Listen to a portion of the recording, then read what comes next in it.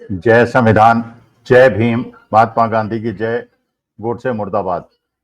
देखिए, आज बिल्कुल नए विषय पे मैं बात कर रहा हूं और अभी तक जो भी मैंने विश्लेषण किया है एक राजनीतिक विश्लेषक के रूप में किया है, लेकिन मूलतः मैं एक शिक्षक हूं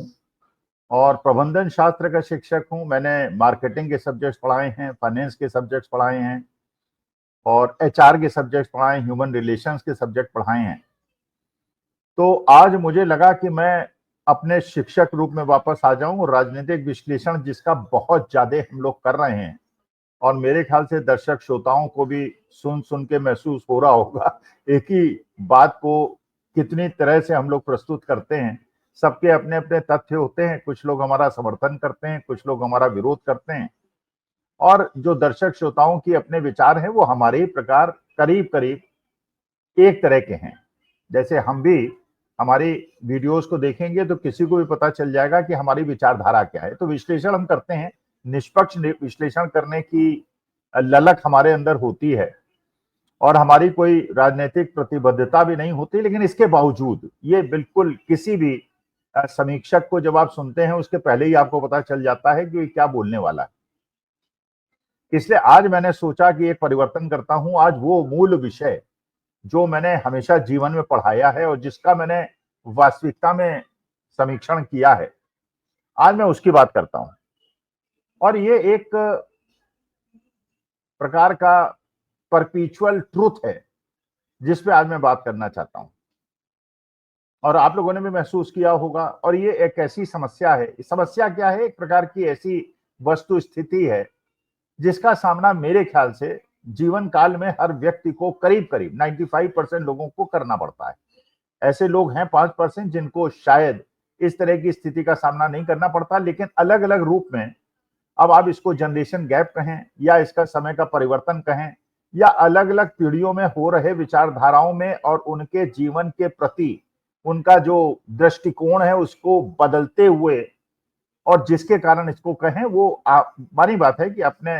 अधिकार है जिसके अनुसार आप अब इसकी समीक्षा कर सकते हैं। लेकिन एक परपेचुअल ट्रुथ है और ये परपेचुअल ट्रुथ क्या है कि पहले हम लोगों ने नहीं सुना था हमारे जीवन काल में या हमारे माता पिता के जीवन काल में या हमारे उसके पहले के जीवन काल में, पितामह के जीवन काल में, कि हमारे देश के अंदर, भारत के अंदर कभी डाइवोर्स हुआ करते थे, नहीं होते थे और अभी भी नहीं होते, अभी भी बहुत कम है। और जीवन में ये मान लिया जाता था कि हमारे यहाँ जो शादियां होती हैं वो भगवान द्वारा तय की जाती हैं और एक बार शादी हो गई तो इसी प्रकार से हमको एक दूसरे के साथ रहना है, चाहे मेल हो चाहे मेल ना हो।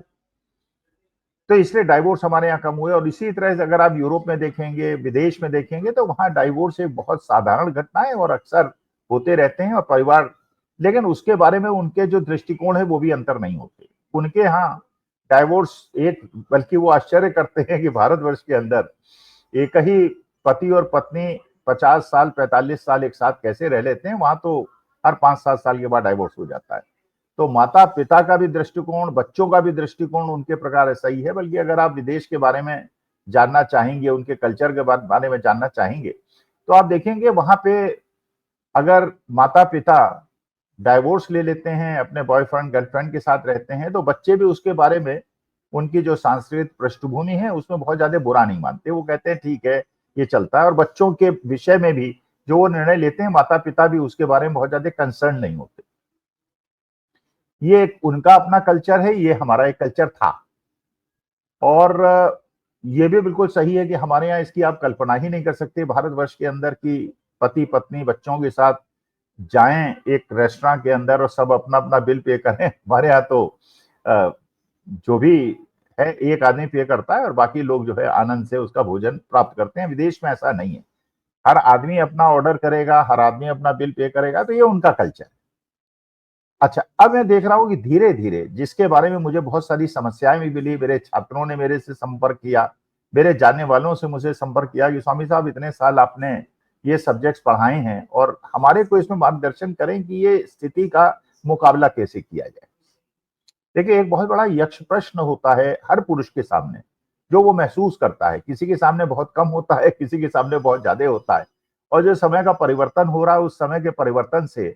ये समस्या कुछ जगहों पर बहुत ज्यादा विकराल हो रही है। पहली बात तो जो भारतवर्ष के अंदर हो रहा है, वो विदेश से सीख कर हमारे यहाँ भी डाइवोर्स होने लगे हैं। डाइवोर्स अच्छा है खराब इसके बारे में मैं नहीं बोलूंगा, क्योंकि ठीक है, अगर आपकी आपस में नहीं दिखती और एक दूसरे को कष्ट देने, तो एक दूसरे को मारने के बजाय अगर आप अलग हो जाए तो ज्यादा बेहतर है। क्योंकि अब मारने की घटनाएं भी देश के अंदर हो रही हैं, जिसकी कल्पना हमारे युग में, हमारे काल में नहीं होती थी, और उसके पहले तो सोचने की कोई बात ही नहीं थी। क्योंकि पति पत्नी के संबंध,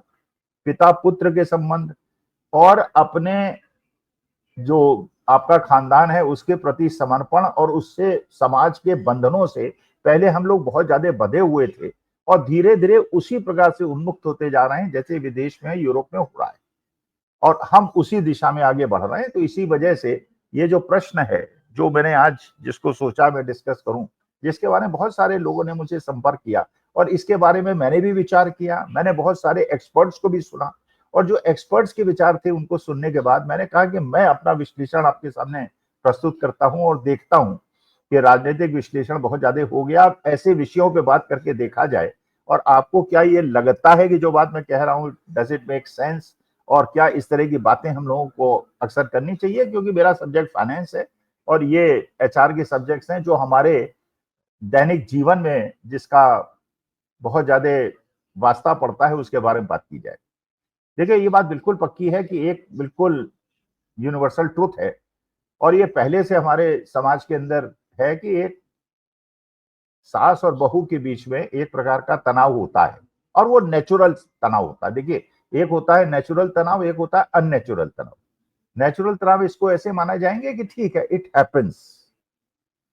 जेठानी और देवरानी के बीच में तनाव होता है, इट इज नेचुरल, क्योंकि मानी बात है ये एक नेचुरल संघर्ष होता है। जैसे पिता पुत्र के बीच में होता है कि भाई, मानी बात है कि जब बच्चा छोटा होता है तो माता पिता उसको पाल पोस के बड़ा करते हैं, उसको उंगली पकड़ के चलाना सिखाते हैं, उसको हर चीज सिखाते हैं, अक्षरगान कराते हैं, उसे भोजन कराते हैं, उसे समाज में जीने का तरीका बताते हैं। और जब बच्चा सशक्त हो जाता है और अपने पैरों पे खड़ा हो जाता है, उसके बाद उसका दृष्टिकोण बदलता है। जो दृष्टिकोण माता पिता को थोड़ा सा कभी कभी परेशान करता है कि जिस बच्चे के लिए मैंने सब कुछ किया, वो बच्चा आज कैसे कर रहा है। और पुराने समय में जैसे ये एक पीढ़ियों के बीच में अंतर था, और एक दूसरे के प्रति भाव था, उसमें आज अंतर आया है। उसकी वजह से कुछ लोगों को पीड़ा होती है। पीड़ा नहीं होनी चाहिए, ये जनरेशन चेंज होती है, इस प्रकार समय परिवर्तन होता है, और ये हर जनरेशन में होता आया है। आपके पितामह के समय, आपके पिता के समय, आपके समय में भी इस प्रकार के चेंजेस हुए हैं। और इसीलिए कहते हैं कि दो जनरेशन के बीच में टकराव इसलिए होता है, जो परिवर्तन होते हैं पुराने लोगों को पसंद नहीं आते और नए लोगों को पसंद आते हैं, इसलिए टकराव होता है। अब एक जैसे मान लीजिए, पुराने समय में एक दूसरे घर की लड़की आपके घर में विवाह करके आया करती थी, और ज्यादातर आज से 50 साल पहले, 60 साल पहले, 100 साल पहले अगर स्थिति आप देखेंगे, तो जो महिलाएं थी उनके अंदर एम्प्लॉयमेंट बहुत कम था, वो नौकरियां नॉर्मली नहीं करती। और ये होता था कि जिस घर में वो गई, उसी घर से, जिस घर में उनकी वो गई है, डोली गई है, उसी घर से उनकी अर्थी निकलेगी। ये पुराने समय में ऐसी बातें कही जाती थी, और इसीलिए इससे जुड़ी हुई एक बात थी कि भैया बेटी, तुम उस घर में जाओ, उस घर के संस्कारों को अपनाओ, उस घर को अपना लो, और इस मायके को भूल जाओ और जाके अपने ससुराल में रहो। ये भी उसको सिखाया जाता था, और ये बताया जाता था कि भाई, हम जब तुम्हारे घर आएंगे तो तुम्हारे यहाँ का पानी भी नहीं पियेंगे। आज से 50 साल पहले बहुत ज्यादा नॉर्मल था। अपने जो लोग यंग हैं, अपने माता पिता से पूछें, ये था कि भाई, बेटी के यहाँ इसलिए नहीं पीना है कि वो ससुराल है, और अगर खा भी लेना है तो उसका पैसा देना है, इसलिए कि उसके घर में उसको रहने दिया जाए और उसमें हस्तक्षेप न किया जाए। और क्योंकि वो नौकरी नहीं करती थी, और क्योंकि उसके यहाँ हस्तक्षेप नहीं करना था, इसलिए बेटी के पास कोई विकल्प नहीं होता था इसके अलावा कि अपने ससुराल से एडजस्ट करे, चाहे उसको एडजस्टमेंट करने में कोई परेशानी हो। ये वो समय की बात है। आज के समय में ये परिवर्तन हुआ कि लड़कियां नौकरी करने लगी, तो ज्यादातर घर ऐसे हो गए। आज की अगर नेक्स्ट जनरेशन को देखेंगे, आज की यूथ जनरेशन को आप देखेंगे, तो लड़का लड़की दोनों नौकरी कर रहे हैं, पति पति दोनों नौकरी कर रहे हैं। तो मानी बात है, जो पति पत्नी के बीच की इक्वेशन है वो भी चेंज हुई। पहले ये था क्योंकि घर में एक कमाने वाला था, पुरुष कमाने वाला था, पत्नी उस पर डिपेंडेंट थी, तो एक रिलेशनशिप थी। आज के तारीख में पति पत्नी दोनों कमा रहे हैं, और मानी बात है कि जब लड़की पढ़ेगी और कमाएगी, तो उसका एक बेसिक प्रश्न होगा कि फिर मैं तुम्हारे डोमिनेशन को क्यों स्वीकार करूं, और तुम्हारे डोमिनेशन को ना स्वीकार करूं तो मैं तुम्हारे घर वालों के डोमिनेशन को क्यों स्वीकार करूं। उसकी वजह से एक नेचुरल तनाव जो सास और बहू के बीच में क्रिएट हुआ, वो हुआ न्यूक्लियर फैमिलीज बननी शुरू हो गई। पहले जॉइंट फैमिलीज होती थी, हमारे देश के अंदर जॉइंट फैमिलीज का एक बड़ा सुंदर अध्याय हुआ करता था, जो हमारे समाज के अंदर एक बड़ा मजबूत पक्ष भी होता था कि एक परिवार है जिसमें 3 भाई रह रहे हैं, उनके बच्चे रह रहे हैं, बूढ़े माता पिता रह रहे हैं, और अगर एक भाई की मान लीजिए मृत्यु भी हो जाए तो लेकिन उसकी पत्नी और उसके बच्चे को यह महसूस नहीं होता था कि तुम्हारे पिता की डेथ हो गई, चाचा ताऊ सब लोग मिलके उसका पालन पोषण कर लेते थे और पूरा परिवार ये महसूस करता था कि एक ही परिवार है and we have to take care. लेकिन अब वो स्थिति बदल गई, जब न्यूक्लियर फैमिलीज हो गई तो ये रिलेशनशिप हल्की पड़ गई, रिलेशनशिप से ज्यादा सोशल मीडिया के अंदर हमारे संबंध बनने लगे और स्थिति होने लगी। और क्योंकि लड़कियां नौकरी करने लगी इसलिए उनकी डिपेंडेंस खत्म हो गई, इसलिए वो अलग हो गई, और इसलिए जो एक अपने ससुराल में जाके लड़की अपने को एडजस्ट करने की उसकी मजबूरी होती थी वो खत्म हो गई। अब प्रश्न ये उठता है कि ऐसी स्थिति में जो पुरुष है, जिसकी माँ भी है और जिसकी पत्नी भी है, उसका जो कर्तव्य है वो किसके प्रति है, माँ के प्रति है या पत्नी के प्रति है। मैंने बहुत वीडियोस देखे, बड़े एक्सपर्ट्स के देखे, एचआर के एक्सपर्ट्स के वीडियोस देखे। कई लोगों को मैंने कहते हुए सुना कि नहीं, क्योंकि आपको अपना जीवन जीना है और भविष्य की तरफ जीना है, इसलिए आपका बेसिक कर्तव्य जो है वो अपनी पत्नी के प्रति है, और आपको ये कह देना है अपनी माँ से और बाप से कि अब आप जो है थोड़ा सा अपने को डिस्टेंस रखें, और अब मेरे को क्योंकि जीवन इसके साथ जीना है, इसलिए अब आप you are a outdated check,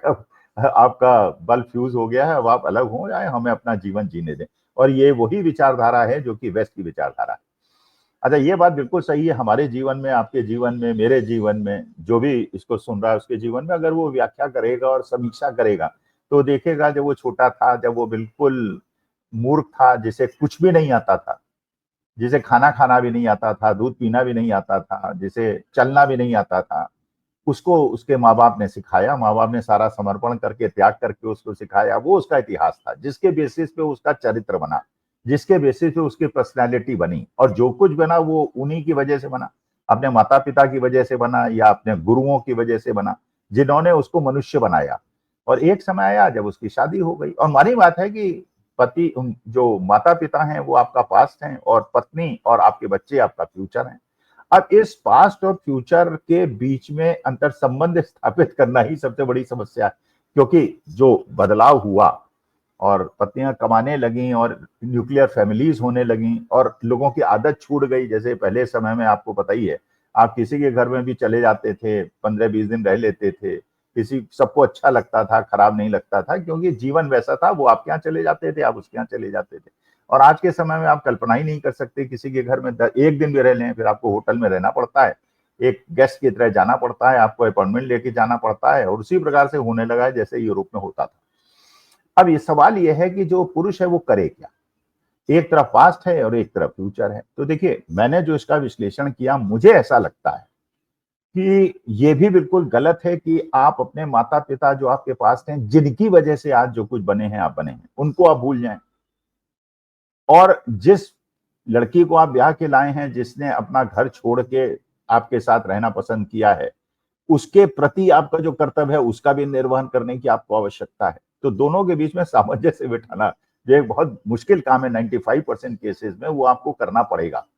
और ये तनाव का कारण भी होता है, क्योंकि मानी बात है कि सास चाहती है उसका डोमिनेशन घर में रहे, क्योंकि जिस बेटे को उसने पाल पोस के बड़ा किया वो उसकी बात माने, और मानी बात है कि अटेंशन उसकी डाइवर्ट होती है तो माँ को भी खराब लगता है। अच्छा, पत्नी को लगता है मैं घर छोड़ के आई हूँ, जबकि आजकल घर छोड़ के कोई नहीं आता, लड़का लड़की दोनों ही घर छोड़ देते हैं। जिस प्रकार से लड़की घर छोड़ती है वैसे ही लड़का घर छोड़ देता है, लेकिन एक न्यूक्लियर फैमिलीज की तरह वो अलग रहते हैं।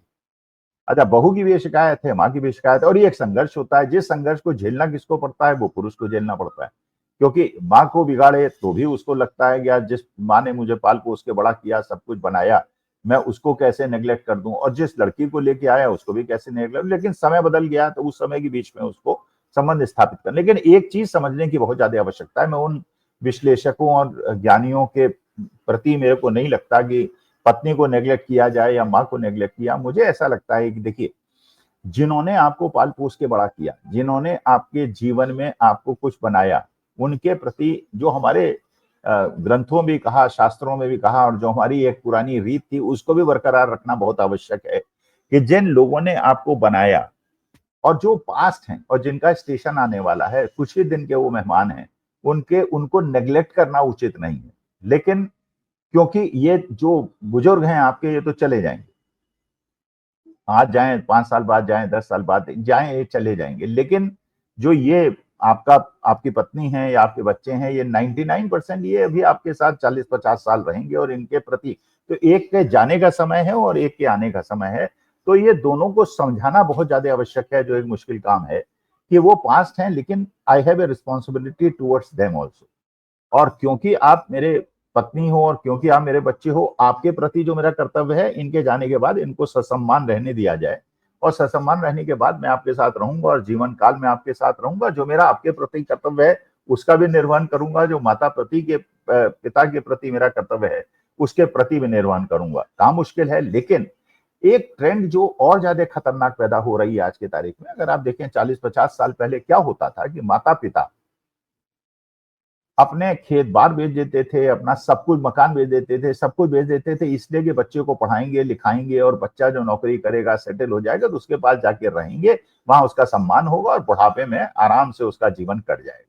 अब क्योंकि ये न्यूक्लियर फैमिलीज बनने पड़ी, तो माता पिता के बीच में भी एक तनाव की स्थिति पैदा हो गई। वो कहते हैं कि अगर मैंने अपना सब कुछ बेच दिया और निवेश नहीं किया और अपने लिए सेविंग नहीं की और फाइनेंशियल प्लानिंग नहीं की, जो विदेश में होता है,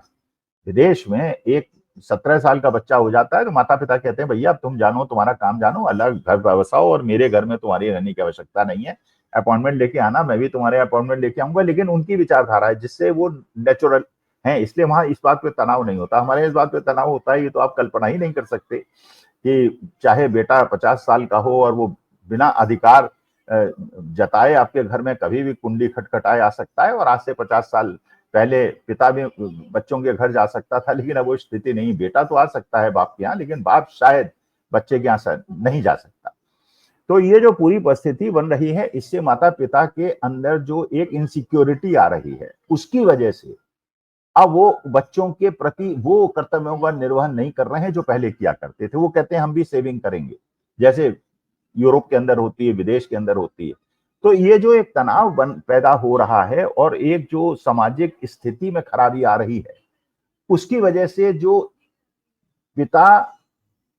पति पत्नी के बाद जो नेक्स्ट जनरेशन है, उसमें बहुत ज्यादा अंतर पड़ रहा है। मेरे को अपने जीवन में जो भी संस्कार मिले,